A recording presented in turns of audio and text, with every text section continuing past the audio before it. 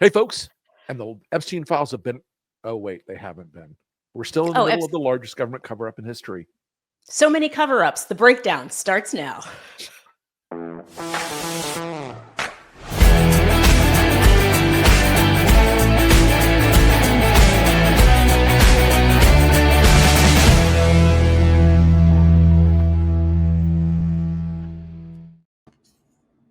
Well, absolutely nothing happened since we were gone, right, Rick? It's been so calm. I'm really glad we were able to take a little while out of the spotlight, and nothing went off the rails at all in the country. There's been no further descent into fascism, no wild, horrifying developments, and the president has become much more stable, calm, rational, and driven by metrics, data, and objectivity. Oh, yes, he's a unifying force. He's bringing the country together. He's really healed this nation's wounds at this point. Mm-hmm. And honestly, we should all just be grateful to him. I thank you. And by that, folks, I apologize for being gone. And while the gigantic volcano of insanity went off underneath the entire country, that's on me. It's because you left. I'm actually convinced that you left and it destabilized the entire ecosphere, and we're glad you're back. So Renee and I went to England for a little vacation, first in 2 years and change. And the number one story, for the entire time we were over there, the number one story in the country was that the deputy prime minister had not paid enough taxes on a second home that she owned. That was the number one story. The number two story was, will there be a strike of subway workers? And that was the number 2 story. And it was like, oh my God, there's a world where everything isn't burning every single minute of the day because a madman is in leadership. It really was striking. You bring up a good point, Rick, because it is travel that often gives people perspective, and not a lot of people have that opportunity to be able to take a step back and see the big picture, because it's kind of like when you're in high school and you leave for the summer and you come back and you can see how much everything has changed. I think a lot of people right now, if they were to just wake up in today's America versus 8 months ago, would be absolutely stunned. And so just even a short time outside of the country, I'm sure, as a matter of fact, I invite everybody, Exodus, leave. Yeah, well, it really was. I mean, I also want to say, shout out to all the Lincoln folks. The Lincoln Project in England is so freaking popular that you would be stunned. People are like, oh my God, you're Rick Wilson. We love the Lincoln Project. The Lincoln Project is so great. We need a Lincoln Project here in England, because right now, Nigel Farage, the Brexit guy, is in the lead to become the next prime minister. You'll never believe that he's out there today saying, I'm not going to do the Trump accent. I'm not going to do his accent. He's like, these immigrants are eating swans. They're eating the swans. Does that sound familiar to anybody? Anybody heard that one before? Because I've heard that one before. All right, so here's what's happening. We're all moving to England and just abandoning ship, and we'll start the Lincoln. All right, I shall make the final purchase of a castle somewhere in Devon or in the Cotswolds or a manor, and perfect. And that'll be that. See you there. But the fact that they are trying to export fascism, I think we can't skip over that. No, we really can't let that one go. Honest answer. And of course, Nigel Farage is being advised by, shocker, Steve Bannon. And Stephen Miller. Who could have seen that coming? Gross. Okay. All right. Well, we've been off for a long time, so we've got a lot to get to stateside. Okay. Enough international travel and real estate, but just coming up on the show tonight, and God knows what we will have missed, because as an announcement I have to make at the top of the show, we're pre-recording this on Wednesday afternoon, and usually we would keep that a secret, but if something crazy happens, if I think you mean when that is not to I don't want to call that into existence, but if we don't get to it, we'll catch you on the next show. But just things to look forward to tonight. We'll be talking about Jimmy Kimmel's suspension and then return to air. Trump's visit to the UN, Tom Homan taking a $50,000 bribe in a kava bag, I believe, and Trump's executive order designating Antifa as a terrorist group. And that's all before the lightning round. But obviously, the big story is that Charlie Kirk was murdered while speaking at a college in Utah last week. Was it 2 weeks ago now? Time is a flat circle, but that has been the big story driving all of this. And Rick, I will let you take it from there. Yeah, I want to say a few things about this because the MAGA movement is terrific at finding what I call imaginary demons. And so the moment after Charlie Kirk was assassinated, it was ascribed variously to Antifa, to liberal Democrats, to liberal media, to trans people, God knows what else. What we know about the killer so far, there's a lot of dubious statements that have come out of the DOJ, very, very assertively certain statements out of the DOJ right off the top that mysteriously all fed directly into the MAGA media machine, the narrative that they liked. But look, there was no one in this country of decent character who thought, yeah, this is a great day for America. There were a few people online on the left, even a few weirdos on the Nick Fuentes right, who said some really cruel and horrible things. I was not one of them. We were not in that group. As always, as people who have been through our own death threats and threats of violence against our families, we recognize this is a real problem in America. And Kirk's killing, ironically, strangely, could have been a moment where we talked about those things, where we talked about the forces that shaped those lost boys. The kid that took a shot at Trump out in Butler in 2024. We know nothing about him because it doesn't fit the MAGA narrative. He was a straight white Republican kid raised in a straight white Republican household. For what we know of this kid, he was a Mormon from a conservative MAGA family who immediately the jump was, oh, college radicalized him so greatly. And he spent one semester at a conservative university in Utah. And then he went to, and I know you know these things are notorious hotbeds of radical Marxism. He went to a trade and technical college to be an air conditioner tech. We don't know why this kid did this yet. I don't trust what the DOJ is saying about it as far as I can throw it, because it all seems very neat and bundled and convenient. But we'll see. We'll see. The problem, I'm sorry, Mike, go ahead. Well, no, and I think you bring up a good point because people keep trying to have the conversation about what's going on with young men in America. And they're having it from different perspectives of, oh, how do we win this vote? But also the loneliness epidemic and the addiction to the internet, to what's happening in Discord and these gaming rooms. And so people are trying to have the conversation, but that's not the conversation that the Trump administration wants to have. And so, and even now, as you mentioned, like there is an opportunity to have the conversation, but you're not seeing executive orders coming out that are saying, hey, we'd like to examine what's going on with our young men that they're feeling so disenchanted and disenfranchised, and how can we better support their needs? How can we increase mental health services and fund those things in school? That's not a conversation they're interested in having, because that leads to actual solutions. And instead, they're just politicizing Charlie Kirk's death. They're and there have been so many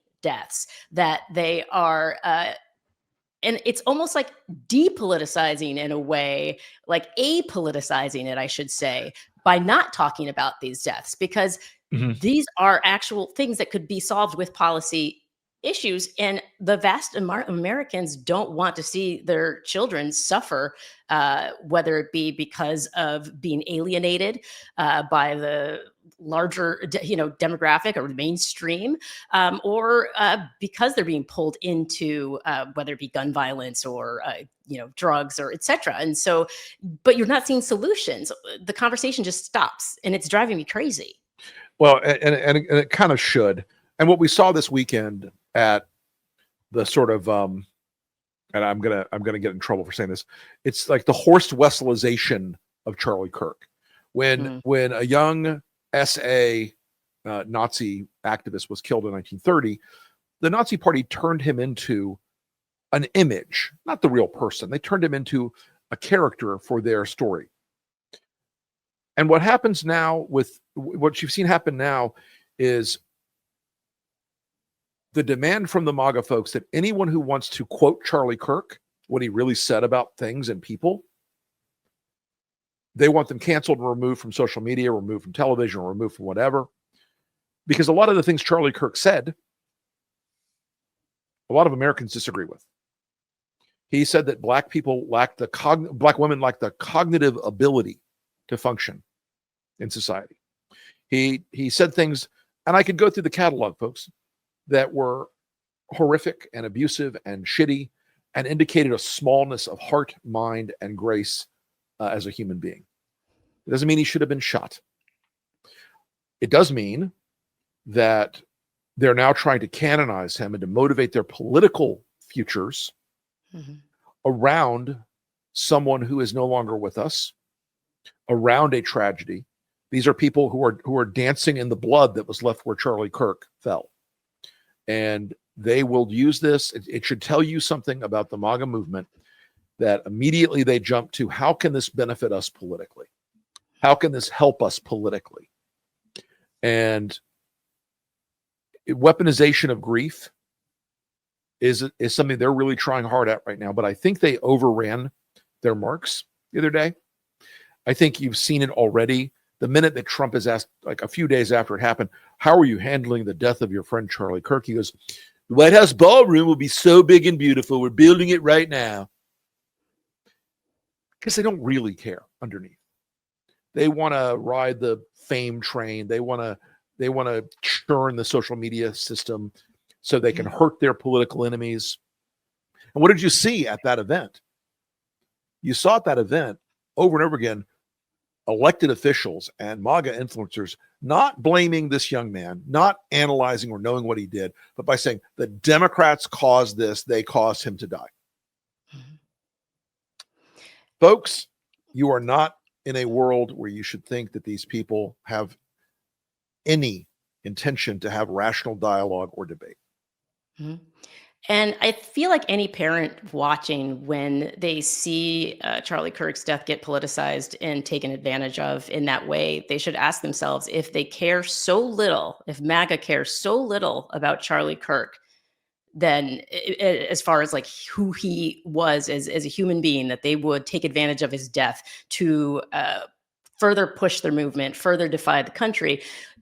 Does that movement actually care about their sons? What solutions are being offered for their sons? I think a lot of what's happening right now is storytelling, and it's important for all of us to ground ourselves in reality. And the reality is the Trump administration is not offering anything to young men. And I think we have to keep coming back to that over and over again. And I think just the cynicism of Trump being on stage and having an opportunity to talk to the young men of the country.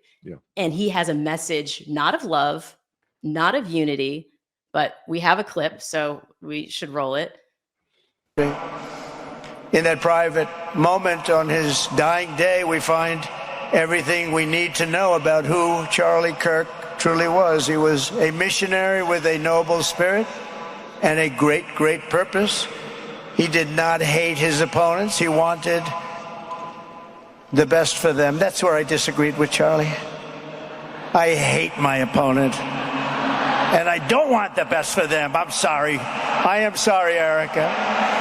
But now Erica can talk to me and the whole group, and maybe they can convince me that that's not right, but I can't stand my opponent. Making it about him at Charlie Kirk's memorial service, that is just par for the course of how he operates. And I hope people wake up to that before it's too late. Yeah, and if you haven't noticed that everything Trump is doing in the wake of Charlie Kirk's death to weaponize the government against his political and his media critics, and to do things like declaring Antifa to be a terrorist organization, but writing the executive order so broadly that anyone who protests at an ICE event around ICE can be arrested as Antifa, as a terrorist. This is a man who is out of control in ways that we have warned people about, but that are becoming more pendant and more dangerous as we speak. Well, yeah, and he's trying to make an example of prominent people like Jimmy Kimmel so that other people will stay silent. And we saw that it was the people fighting back. And so I think that was a huge misstep by the Trump administration, because it gave the people the opportunity to see that we still have power. Money talks. Oh, yes. And you know what, Maya, one of the things I've loved about the Kimmel and Disney story is Bob Iger, who had been considered a very good CEO, who had been considered a guy who was a smart, ethical CEO. He pulls this, and everyone's shock was like, Bob Iger? Even Bob Iger gave in to these people? But you know what America did? You know, viewers like you guys did? The audience said no. So Disney suddenly, 3 days after they do this, their market cap, is down $4.7 billion. Millions of people have canceled Disney Plus, and the parks are empty. This is called markets. And markets work. Markets send loud signals. So the idea that Donald Trump had in his head, which was, okay, my guys will take Kimmel off the air. It'll send a signal to Disney. They've already paid me $15 million in the bullshit ABC lawsuit, so they'll pay me more. The Disney folks, the board, and Bob Iger realized that America was not with them, that Trump is a minority president leading a minority party. They may have the seats, but they are a minority of the country by a long, long way. And their clientele, their audience, said no. Folks, this is a really important message about being active with your wallet. Voting with your wallet matters. It sends a signal, because Disney had a hypothetical damage Trump could do to them, but the American people said, oh no, we're going to teach you a lesson instead. So here's how this is going to work. They may hate it, but it hit them hard. It hit them in the face, and I am here for it. As am I. And if you look at the timeline of it, I think going back to thinking about the fact, because that shows how big of a loss this is for Trump, because he had been targeting Jimmy Kimmel for months before this. Kate, it's been a while, right? You have that. Yeah, let's look at some of these. Bringing me over here. Stay out of there, Kate. So this tweet is from July, or this post on Truth Social, after Stephen Colbert lost his show. He said, "I hear Kimmel is next," and then I hear people are saying. Many people say to me, "Sir, Kimmel is next." Yeah. So then his FCC chair, Brendan Carr, last week went on Benny Johnson's podcast and said this about Jimmy Kimmel. But frankly, when you see stuff like this, I mean, look, we can do this the easy way or the hard way.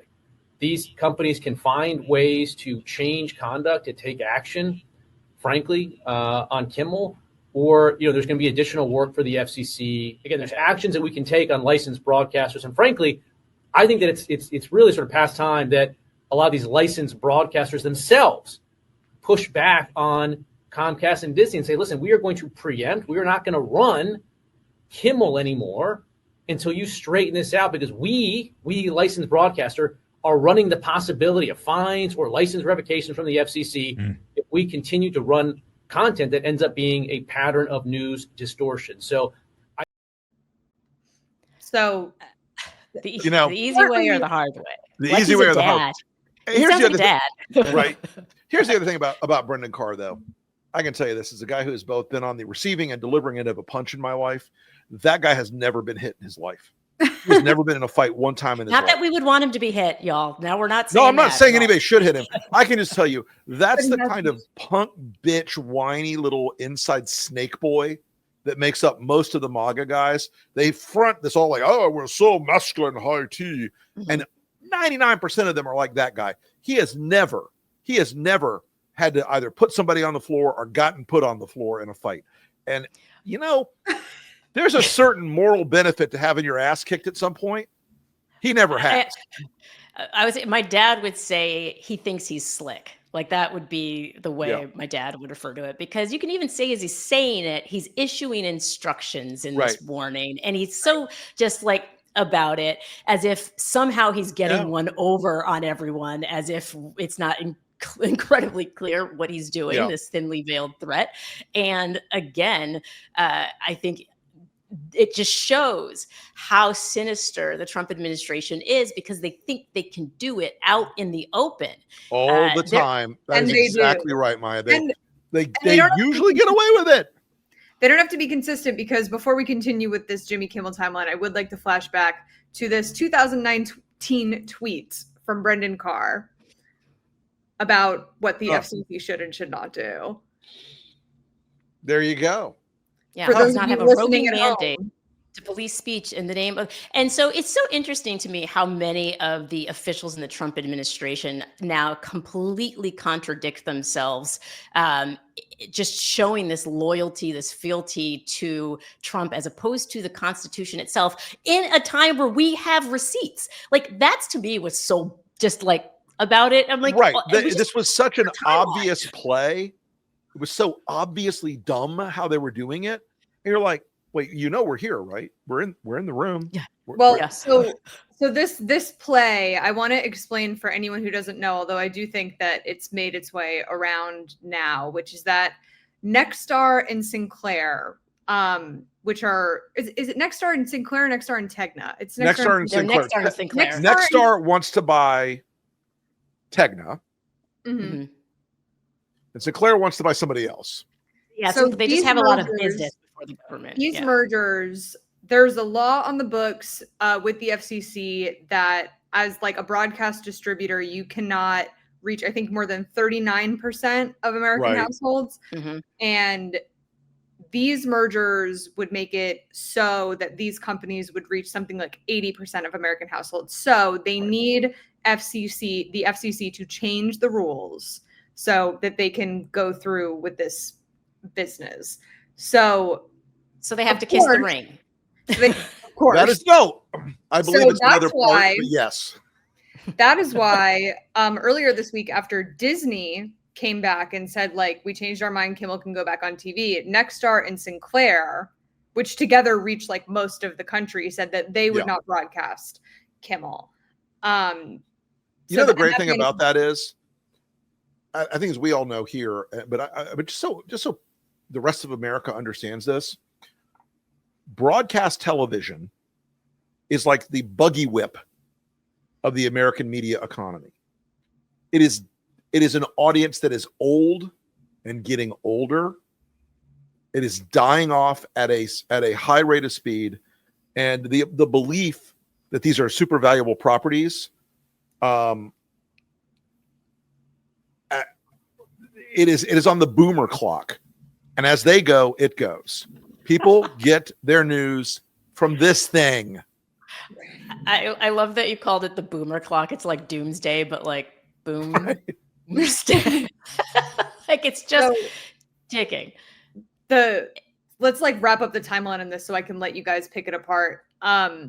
There was, you know, this sort of deluge of conservative media figures and politicians going on TV and saying like, this was not Trump stepping in. This was not censorship. They all went on TV and said that this was purely a business decision and that Kimmel like wasn't making any money. I'm going to play a friend of the show, Brian Tyler Cohen, tweeted out this video montage earlier this week showing this messaging. I've never heard them care about the Constitution so much. Their First Amendment. This has nothing to do with the First Amendment. This has to do with the business decision, as you noted. So the decision to suspend and I suspect eventually cancel Kimmel is a business decision by ABC. But similar to Kimmel, he's getting the boot because, well, he was just bad for business. You can like or not like Disney's decision on Kimmel. But until I see proof of actual government coercion of their decision, this is about Disney making a business decision about its brand.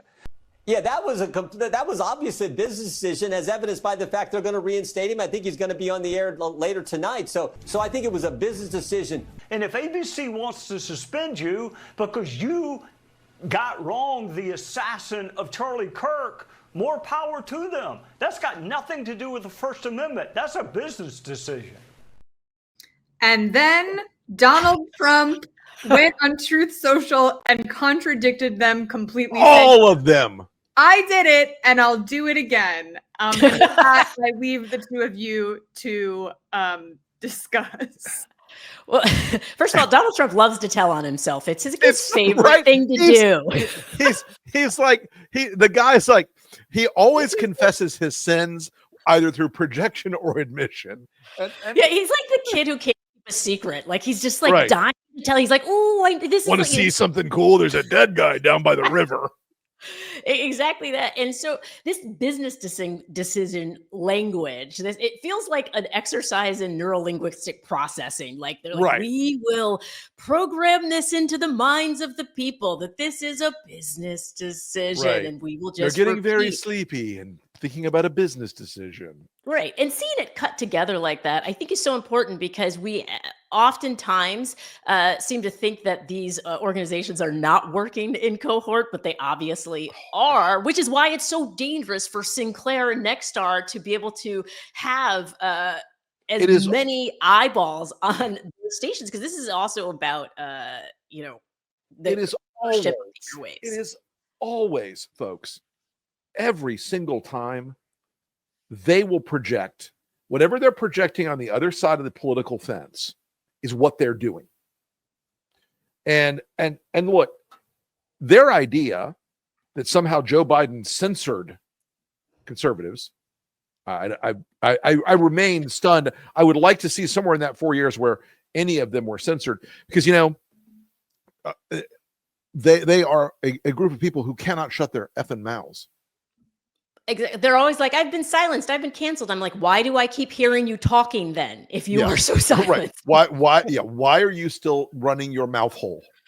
Yeah. Laura Loomer, they're trying to cancel me. They're trying to cancel you because you started calling Jasmine Crockett Shaniqua and homegirl. That's why they're trying to cancel you, you racist shrew. Jesus. I need her to go someplace.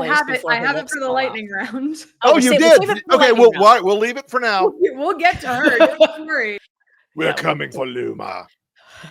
But it's so clear that in order for the Trump administration to do what they are trying to do, they need to own the truth. They are trying to own it more than he owns Truth Social. Like, just keep in mind, this is all this is they're trying to break and fracture our understanding of the truth, because then they can push forward whatever lie they want to push forward. And so again, our reality has to be a shared reality in order to have a democracy that functions. And so for them, it's a win-win. The more lies they tell on the more stations, the more algorithms that they can control, the better for them, the worse for us, which is why our solution has to be figuring out ways to ground ourselves in truth over and over and over again, which is why they go after comedians, because comedians are famously truth tellers. And so, by the way, the other thing that's happened, speaking of going after people who tell the truth, the other thing that happened is, Trump is threatening to sue me for $1 billion.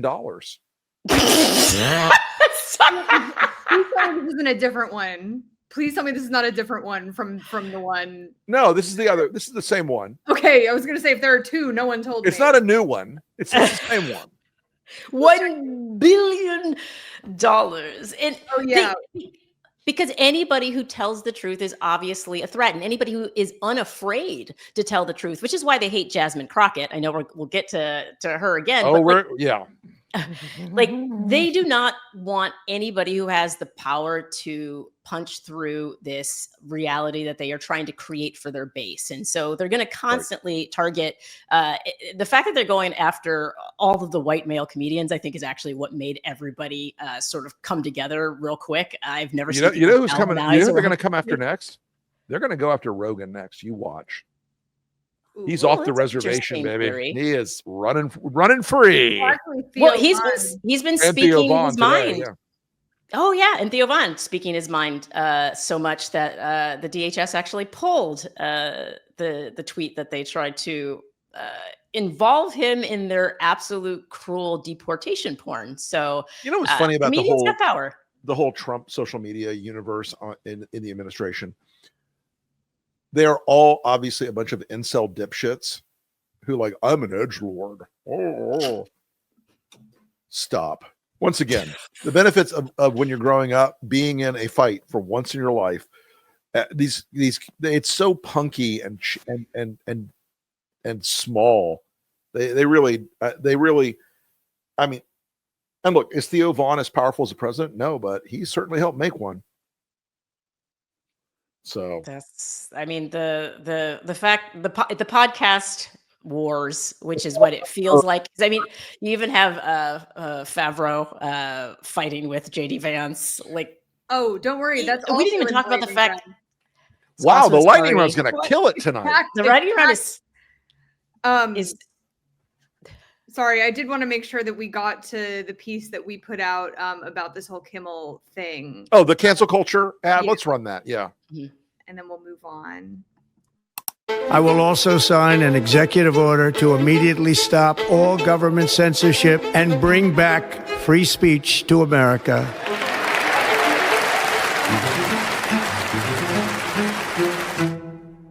Shockwaves across Hollywood tonight after ABC announced it was indefinitely pulling Jimmy Kimmel Live off the air. They told us the cancel culture was the left's weapon.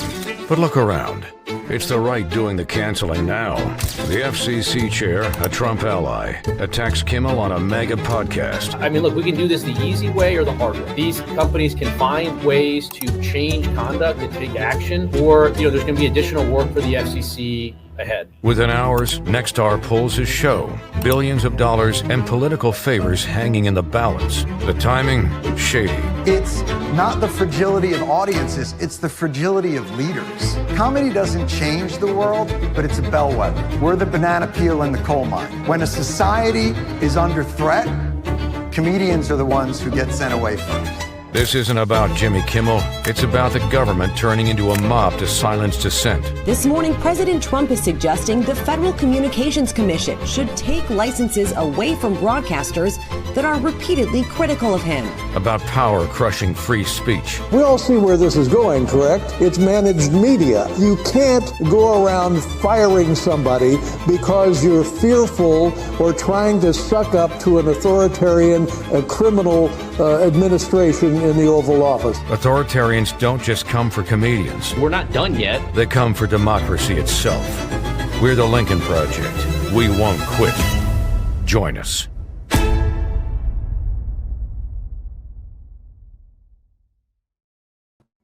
That's a great piece.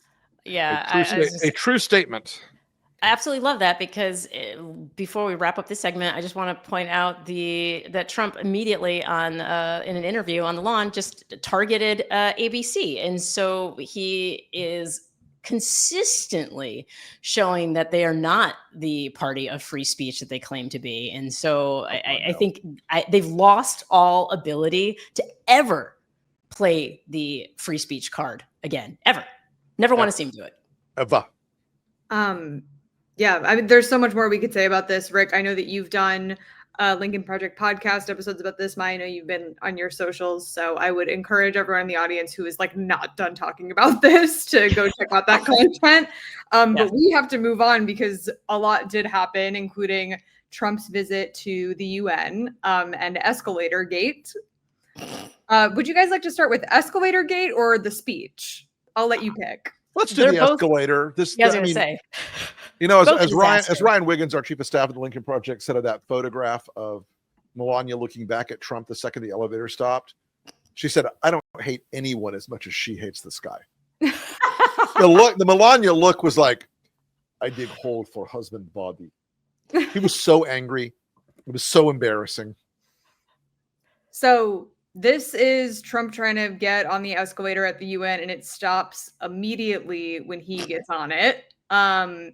And they tried to blame this on the UN staff and say it was a conspiracy and all these things. And then also that they screwed up the teleprompter. Turns out that a White House staffer who had run ahead of him, like inadvertently pressed the button. Yeah. and also that the White House staff was responsible for running the teleprompter. So not sure about all that, but Jesse Waters. I'm waiting for who was it? Nancy Mace or somebody who was like, there must be an investigation. Oh, maybe there's like a tweet wall circulating about it, but I would like to play the Fox News response to Escalator Gate if you guys don't mind, and then I'll let you go. What's going on with the escalator? What do you think? Yeah, they sabotaged them. Yeah. And they could have hurt the first lady. Yeah. Trump would have fallen and he would have gotten back up. But, you know, they would have blamed it on his rhetoric. And then they sabotaged the teleprompter. Yeah. I mean, this is an insurrection. And what we need to do is either leave the UN or we need to bomb it. It is in New York, though, right? Yeah, there could be some fallout there. Yeah. All right. So he's not only just saying bomb it, but then he says fallout, which is only the artifact of a nuclear weapon. So we've got Brian Kilmeade wanting to lethally inject homeless people and kill them. And now we've got Donnie Dipshit, whatever his name is, wanting to nuke Turtle Bay in Manhattan. Well, and they're like, it's a joke. That's what they're going to say. Haha, we were laughing. It's a joke. But I decided to spend some time, especially when I was watching the UN speech, Trump's UN speech, as well as this clip. I decided to watch it from the perspective of somebody who loves Fox News, who eats, sleeps, and breathes Fox News. And I decided to have that lens. And when I had that lens, this shit is really fucking scary because they hear it and they go, yeah, it's sabotage. It is sabotage. And these are evil people who are trying to take down our first lady. They want to hurt our first lady. They tried to kill Melania. Yeah, on the escalator. Like that level of programming into people's day-to-day, because a lot of the people who watch Fox News, as you know, have it on all day long. So they're not just hearing it from Jesse Waters. They're not just hearing it from Brian Kilmeade. They're hearing these things throughout the day from nonstop. And so of course their brains are twitching out and they're like, we actually have to stop this violent. He called it an insurrection. And again, he's going to say it was a joke. Well, he's not, because nobody's going to, call him out for it, of course. But this is I think sometimes, and this is because we had a couple weeks away, I had an opportunity to just be like, I'm going to look at the world the way MAGA looks at the world for a while and see what I see. And I think this is why it's important to watch the UN, Trump's speech at the UN with that in mind. So can we play that? Just as we must. Now, Sid, I can tell you, I'm really good at this stuff. Your countries are going to hell. In America, we've taken bold action to swiftly shut down uncontrolled migration. And so hearing that from the perspective of a Fox News lover, of a Trump lover, they're going, yeah, this is a strong man who is letting other countries know that he wants their country to be great again, like America is great again. And so this is how they're able to kind of coalesce behind this framing, this narrative, which is false. It's substantially false. It's never backed up by any data, but these people don't need any data. So to believe what they believe. But again, this is, I think, part of the reason why we're in this trouble that we're in, is because people are living in these two very different realities. And I think for a lot of us, because we are one is called reality and the other is called Maglavania. Exactly, Rick. And so I'm going to spend more time trying to surf back and forth between reality, our actual reality that's based in truth and data and science and facts, and whatever is going on in MAGA land. I'm going to be like not Donnie Darko. Is it Donnie Brasco going in? Donnie Brasco. Donnie Brasco. Let me know. When you get too into the role, I'll let you know. Pull me out. Pull you out. Rick, as our resident foreign policy expert, can you explain why this is bad? I mean, we all know it's bad, but in what number of ways is it bad to have a dementia-addled United States president standing before the UN saying things like that? Well, I mean, look, first off, the speech itself was not a speech about American foreign policy. It was to generate what Maya said, food chain clips for the Fox audience to say, strong man good, Trump strong, I love strong Trump. That's what they were after. But the rest of the world looked at this and said, that's it. The American experiment, the American leadership in the world is in the rearview mirror. Let me tell you who's the most delighted by that speech. It was Xi of China. They're going to dominate renewable energy, going to dominate medicine and pharmaceuticals. They're going to dominate technology and electronics. Trump's vision of the world is transactional. It is shallow. It is dumb. I just deal with people I like. It's not how the world works. It's a tough place. You got to deal with people you don't like. You got to make deals with people you dislike. You got to put the needs of people first once in a while. Instead of like, who's going to kiss my ass the most effectively? It's got to be, what's best for America? What's best for American citizens? What's best for the world? Trump doesn't believe in any of those things. And so that's one of the reasons that this speech was so profoundly embarrassing to this country. And another big part of this humiliation, because that's what it is, folks. It is a outright humiliation of our country. Mm-hmm. He sent a very clear message that Grandpa's still around, but he's going to sit in the bar at the VFW and tell war stories. May or may not be true stories, but he's going to do what he wants to do. This was just a Trump. This could have been at any Trump rally. It could have been at any Trump, ramble. And he's not there anymore in the same way. This is not the Donald Trump that we went up against in 2020. He's not the Donald Trump that he was a year ago, folks. This is a fading. This is like a dying star, and it may get a little hotter and crazier as it collapses once and for all. But this is still a guy who is leading his party into an extinction event because he will not be here forever. And that speech will go down as something that is a grim embarrassment. And another U.S. president someday will have to get up there on that podium and say, oh, by the way, I'm sorry I've been so busy. I had to clean up 2 terms of this guy wrecking the world and the country. Yeah, I have to think about what was going through the minds of everyone who was forced to sit in that room and listen to him for well over an hour. They couldn't do it at 2x speed the way I did, right. Which is what made it. I think I actually ended up pushing it to 2.5x. It's sad. Like, it used to make me angry.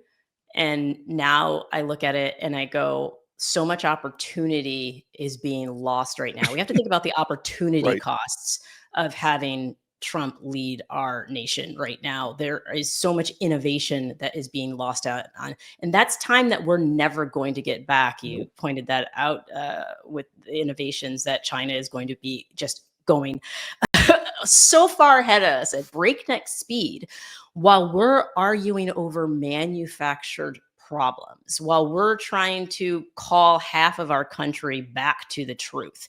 And so in that room, all of those people sitting around, and I'm thinking of the countries that need our assistance, perhaps, or need to do business with us, versus countries who are going, oh yes, great. America is no longer going to be an issue keeping us from obtaining what we need to obtain for our goals. And so this isn't America first. Like, there was nothing about that speech that was America first. And it's sad. It's just sad. It really is. And none of it has to be this way. But if you are led by a dementia-addled, weirdo, power-mad guy with a very sloppy intellectual process, you're going to get a speech like that. The interesting thing about all this, like the last, I'd say 2 months, you're starting to see the 2028 aspirants playing their hand. J.D. Vance putting his nose into everything. Marco Rubio trying to lead on all these, like the Venezuela war. I was going to say, we haven't talked about how many boats they've blown up in the last freaking, like, yeah, I mean, it's a country where if you can disappear people in the U.S., you'll do it. If you can just sink boats on the flimsiest of pretexts. None of you watching the show is probably old enough to get this reference, but when Johnson wanted to rev up Vietnam, Gulf of Tonkin, there was one legitimate attack on some U.S. ships, but it wasn't like the mobilization of the entire Russian fleet and the Vietnamese fleet against us. This is their Gulf of Tonkin. They're starting a war on a lie, which has happened before, but it makes the intelligence about Iraq WMDs look rock solid in comparison. So, and look, they're a administration staffed by wannabes and corrupt people and criminals, and it plays out all the time. And they're criminals protecting themselves and other criminals. Well said. I hate to have us move on, but again, so much to cover, and I want us to have some time to really dig into the meaning of this new executive order. So Trump signed an executive order this week designating Antifa as a terrorist group. Now, that doesn't legally mean anything, but I don't know that matters anymore. And the way that this executive order is worded is basically to say that anyone who protests the administration in any way can be accused of being a domestic terrorist and prosecuted as such. So where do we go from here? See you guys. I was going to say, please help me. I don't know what to do now. Well, I'm waiting for the raid on Antifa Tower when they arrest the Antifa board of directors and the Antifa recruiting officers and the Antifa training center, because there's no fucking Antifa, people. Yeah, I feel like it doesn't have any Antifa.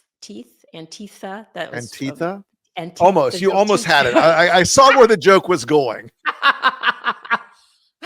It doesn't have any teeth, okay? Right. I don't see how they could prosecute anyone. This is clearly just to intimidate people and to try to they're just trying to silence everyone as quickly as possible. They know big protests are coming. I think there's a big protest being planned for mid-October, another No Kings protest. And so the administration knows that people coming out in full force every time that happens, it reminds people that the people do have the power. And so they're trying to get ahead of it by scaring people into silence, and it's not working. I think that's what I'm really enjoying about right now is people like who's the influencer who's running for office in one of the congressional districts in Illinois. She got thrown to the ground by an ICE agent. Abuzega. Yes. Yeah. Yeah, people are out in the streets. They're protesting. They're standing up. And no one is really truly intimidated by this. I think it's a show of force, but that's it. It's a show of force, but there's no teeth to it. There's no Antifa. It doesn't have any Antifa. Look, I will say this: there is a very strong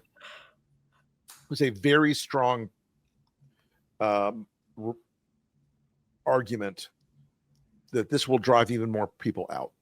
They will. People are starting to understand the protest model now has caused him trouble. And so if you're going to go to the No Kings thing, you should hope they try to arrest you. Because what's happening in DC right now, where they're making all these bogus arrests and grand juries are like, no, we're not going to indict you. The Judge Janine and Pam Bondi and all these other idiots, I think that would scale across the country. You would start getting grand juries who would say, no, because Rick Wilson goes to a No Kings protest in Tallahassee, Florida, does not mean he's a domestic terrorist. They will try to push that, but I don't think it's going to go. I think they could end up creating something much worse for themselves. Yeah, they're trying to attack all of our basic rights at different angles. And so freedom to assemble, I think people have been doing that since the beginning of time, really, truly. Right. And it is one of the foundations of our democracy. So the fact that they think people are just going to say, you know what, we're just going to pack it in because of this Antifa thing. You put out that Antifa executive order. Boy, you scared me. Okay. Yeah. Guys, is it already time? Is it already time for the lightning round? Yeah. Sunday, the kind of things you, the fans, want to see and hear in the lightning round. Thursday. Kate lists a bunch of crazy shit that happened, and Maya and Rick go, what? Let's do it. I hate that. I'm going to start it with like the crazy thing about one that we've been off for as long as we have been, and two, just the times that we've been living in, is that in any other universe, much like the universe that Rick was vacationing in, aka this universe, but just in another country, these would be entire episodes. I had originally allocated a whole segment for our first lightning round item, Tom Homan's $50,000 bribe.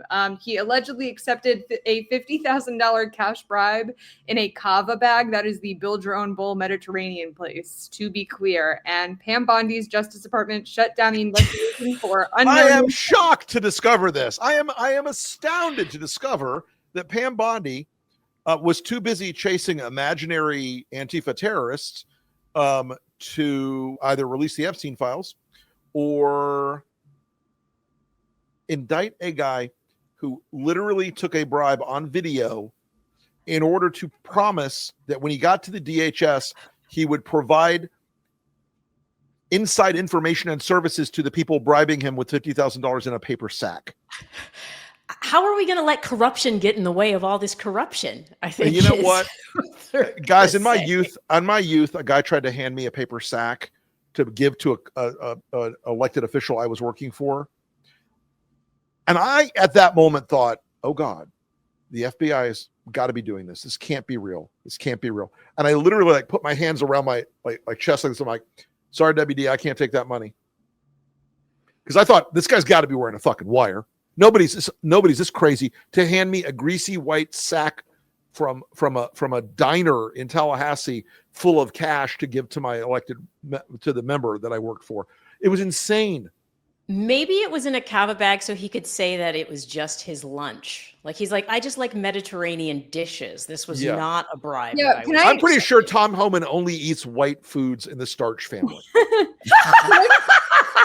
I ask like a naive question? Is it common practice that bribes are given in food packaging? Because there a lightning round item from weeks ago was that Eric Adams, one of his officials, chip bag, someone in the chip bag. Chip bag. Yeah, like is that actually obviously like, how you do a bribe? Like, do you do it in? I'm asking. Like, do listen. Well, you don't put it in a metal briefcase with a chain on it and pass I don't know it what over. delivery modality should be for bribes, but here's the thing. If you're doing a bribe for 5 figures, what are you even thinking? If you're going to take a bribe, make sure there's a B in front of the illions instead of an M. The amazing thing is taking a bribe over, I don't know what the federal limit is. I think it's like over $1,000 or something. If you're going to take a bribe, get something out of it. I mean, at least Trump has the ambition, like, put $200 million in my son's crypto. That's a bribe. But this like 50 grand, it proves one thing about Tom Homan. He's a grubby, trashy apparatchik. Okay. Next lightning round item. Trump appeared to accidentally tweet a DM meant for Pam Bondi telling her to hurry up and prosecute his enemies. He then deleted it and then posted it again because everyone was like, oh, he deleted it, so it was definitely a DM. And he was like, no, I didn't, and posted it again. Hey, who among us who is not familiar with how to use social media because we use it 30 times a day has not accidentally sent a DM to millions of people? I mean, a multi-paragraph DM. It's Look, like 9 Watergates every single day. It is. Pam is not doing well in the Trump verse right now, and he has his eye on this new woman, Lindsay Halligan, as the new pretty little thing in front of him. And he does not think that Pam is, I mean, what he said in that message was what he feels. He does not think she is persecuted, Brennan, Comey, all these other people. And they're starting to indict them. But guess what? I'm betting you're going to get grand juries who go, no, thank you. Mm-hmm. Well, and I think they're also probably having a hard time finding enough prosecutors to go after. They can only have so many people who are willing. You got Ed Martin.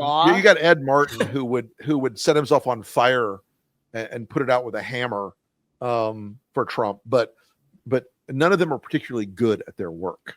Yeah, and this all slides by, and like nobody's asking about this. Like, not a single reporter is saying, "Hey, so that DM that you accidentally sent to Pam Bondi, like, could somebody ask about that?" Right? How did it end up in the lightning round? It's Russia, the Russia hoax. Lightning round. Next one. Lightning round. Next question. Yes. The big announcement by Trump and RFK Jr. that Tylenol causes autism. A lot that can be said about this. What can be said about it is that Robert F. Kennedy will kill us all. Yeah. That's it.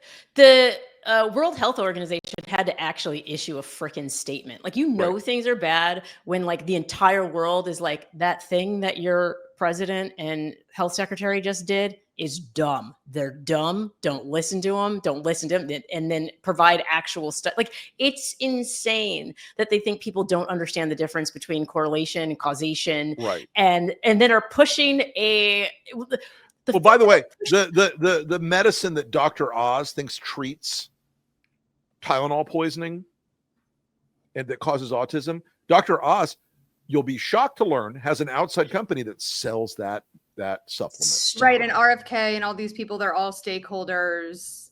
The Means siblings, they're a part of that company. Always follow the money. Follow the money. You know what? In the paper bag. There will come a day. There will come a day when we start seeing in this country, like in Florida, the Surgeon General makes RFK look responsible. In Florida, they are ending childhood vaccinations. Ooh, they're going to get. They're going to. Now, it's no longer like the mandate is going to go away for insurance companies to provide coverage for it. They're going to ban them. The next legislative session in Florida, there are 2 people already. I've heard this from inside the Florida House that have bills to ban measles, mumps, and rubella vaccines for children, to ban the polio vaccine. Can I to say own something the libs. Can I say something about your Surgeon General? Dr. Joseph Ladapo is a fraud. Yes. I feel like the reason MAGA believes in DEI is because the Black people that they mostly are exposed to are people like him. I'm sorry, like Herschel Walker. Like, of course you think Black people are dumb and didn't deserve the positions that they have because those are the Black people that you hang out with. Can I say that? Well, if we're talking about people with a lower cognitive processing ability, we might as well move on. Herschel Walker's your boy. Right. Where's he been? Remember when Nikki Haley endorsed him? Like, she was like probably like punching a wall somewhere. I want to say one more thing about this Tylenol thing because it makes me angry on so many levels. It makes me angry as a woman that they're trying to push this thing that pregnancies have to be painful to be safe and to be effective, and that like women need to suffer to incubate babies. Every study, we haven't said it, it's been said everywhere, and we shouldn't have to say it. Every exhaustive study has proven that Tylenol is safe to take during pregnancy. Right. And because of this, women, not even like MAGA women, will be afraid to take Tylenol during their pregnancies because somebody said that it could harm their child and it could potentially give the child autism. And I have a lot of autistic people in my life. I have my family members, people that I grew up with, and parents of autistic children.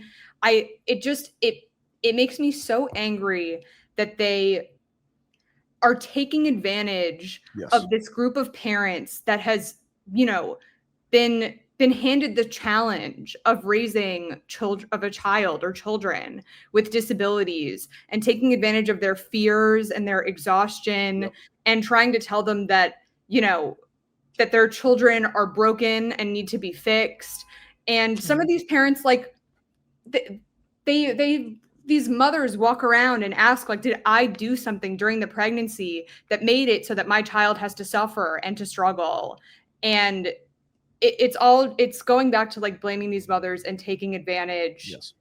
There are about 100 genes in the human genome that have been so far associated with autism, ADHD, spectrum disorders.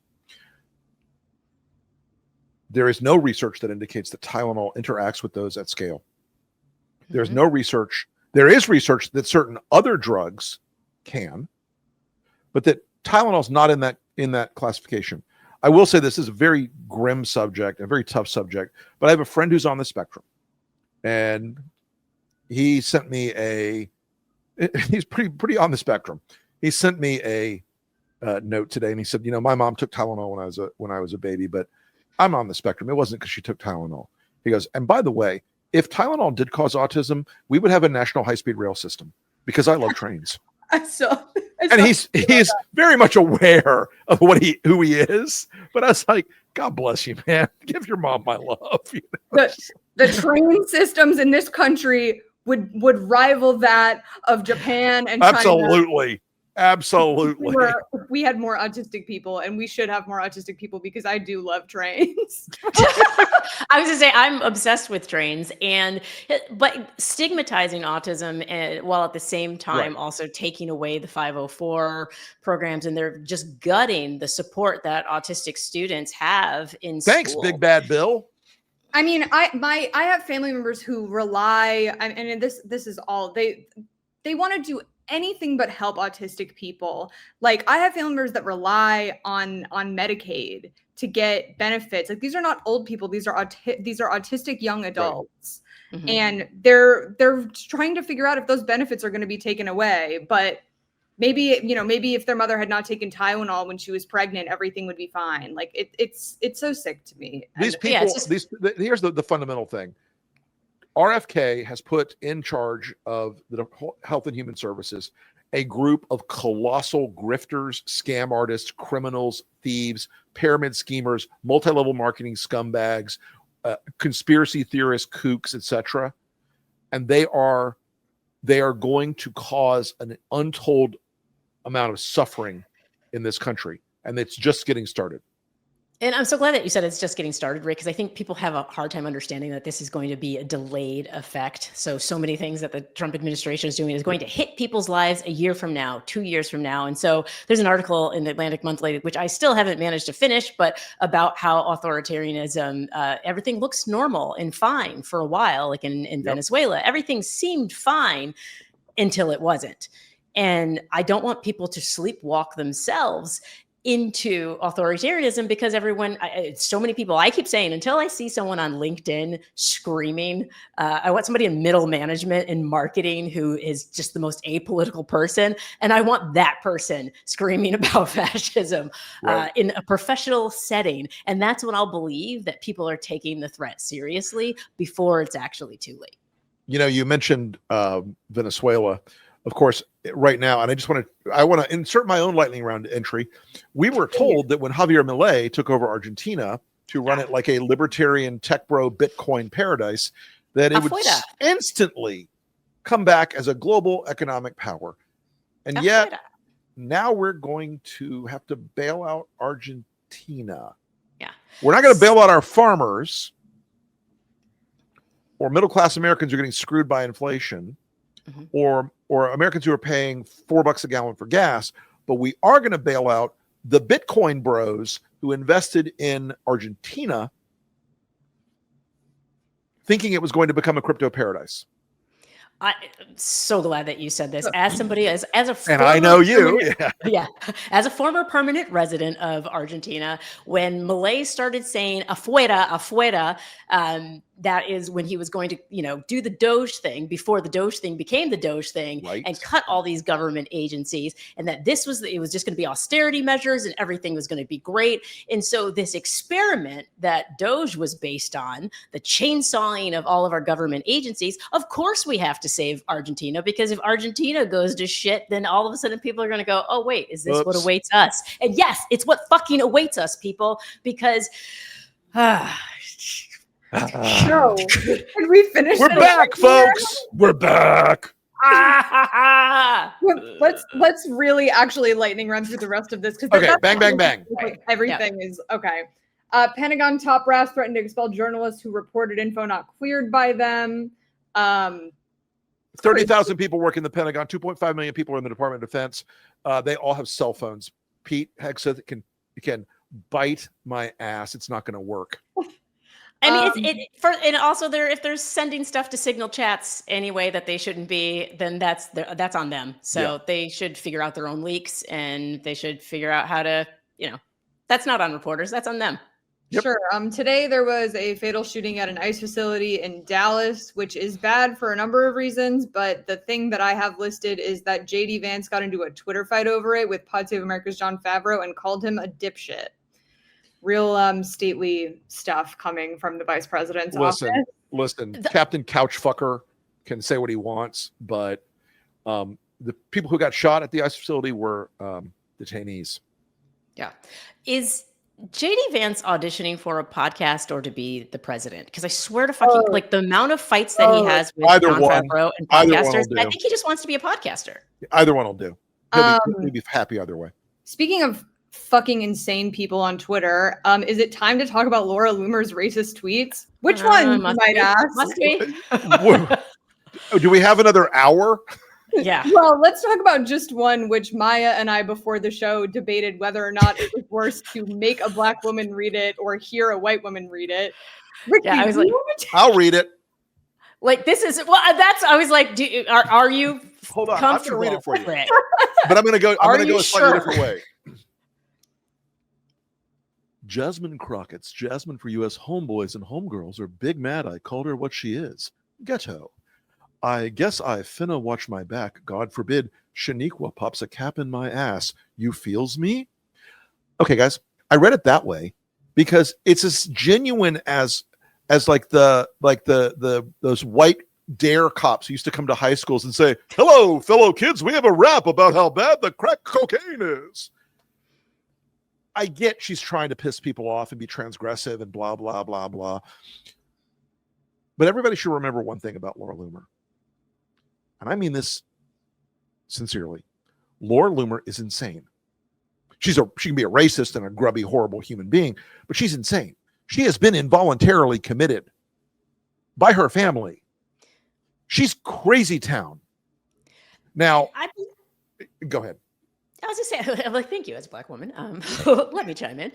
The fact that she hasn't been banned, right? The fact that she is on Twitter, X right now, saying these things is a further indication of how far we've just completely gone off the rails, because this isn't about solutions, right? This isn't, when we talk about the algorithm, we talk about what gets surfaced. We know that rage is what plays on Twitter. And so, yes, to your point, Rick, like, she said this because she wants a reaction, the same way Nancy Mace says the things she says to get a reaction. And of course it works. They get the reaction, and then grocery prices still aren't cheaper. Right. Energy prices still haven't gone down. Inflation gas prices still high. Still have exactly. And so this idea that somehow Jasmine Crockett is so fragile that she would feel the need to, this would just gut her, is just, it's insane to me that literally every single, because this woman has the ear of the president, right? Like Laura Loomer hangs out with, she went on a tour for 9/11. Laura Loomer can hire and fire anyone in the White House. Well, as a matter of fact, because I think it was National Security Agency staff that she had gotten fired. The president's national security advisor, Mike Waltz, and most of his staff were fired by Laura Loomer. Crazy woman. She's a crazy woman. She's insane. And guys, I want more Laura Loomer inside MAGA, because everything about MAGA incentivizes Laura Loomers. I want more of them, because the more people like that talk, the worse it is for them to try to pretend that, oh, poor MAGA, we're just misunderstood, and we've got so many legitimate grievances against the big liberal machine. Laura Loomer is MAGA. She is definitionally what they are. She has 2.5 million followers on social media. She is MAGA. That is, I want people to see it. I don't want them to look away. I don't want her to be canceled. I want her out there. And I also want her at some point to be in a room with Jasmine Crockett, because Jasmine Crockett could whip her fucking ass. Jasmine Crockett would beat her like a rented mule. Well, but this is why I ask myself, where do we go from here? Because if we cannot have our, like, the press just shrugs this kind of stuff off now because it's so commonplace, and somebody needs to keep bringing it back to why aren't there like at least 10 to 15 Republican Congress people who are saying no, this is not who we are. This is not what we do. And the fact that they're not saying that tells me that they're not at all afraid about the midterms. Well, look, I mean, yeah. Why don't we wrap on a midterm? What can we do, and how can we talk about all of this crazy shit? Because we are over time, but I would like us to burn it down. Wrap this in a bow, however Antifa that might be possible. Take it away. Look, guys, we had a race last night on Tuesday night in Arizona. Congress is getting close. That we won. Congress is getting close, getting tight. The models are still very good. The economic situation is very bad for the Republicans. Trump's numbers are so underwater with everything. Go watch last Friday's edition of Behind the Numbers with the Wilsons on YouTube on Lincoln Square, because Andrew and I, a month before, had said he's at the bottom and can't go any lower, and yet now he's about 8 points lower. This is a very bad world for these candidates. They're going to have to go out and say, well, the important thing is Transtifa when their constituents are yeah, I got you. Where their constituents are seeing unspinnable grocery prices. They're walking into Target, Walmart, grocery store, gas station, and they're like, holy shit, I'm dying. They're looking at the housing market collapsing in Florida, Georgia, Texas, North Carolina, Tennessee. They see the badness. They're watching farmers go out of business. And by the way, putting farmers out of business is what a lot of J.D. Vance's investment buddies want to do, just so y'all know that. They want to use private equity to buy up America's farms. Yeah, the way they bought up the single family homes. Correct. And I do believe that Americans are starting to see that that is not in their best interest. And what I am hoping and praying and all of the things, meditating on and putting on my vision board is that we have still. I'm just engaging in pure dark necromancy, but that's just. I'm hoping that we have in us that did the cat just walk in? I feel like I just saw it. That was the old dog, Jilly. I thought I'd pulled in and now she's on the floor groaning and farting. So very on brand for a German short hair pointer of her age.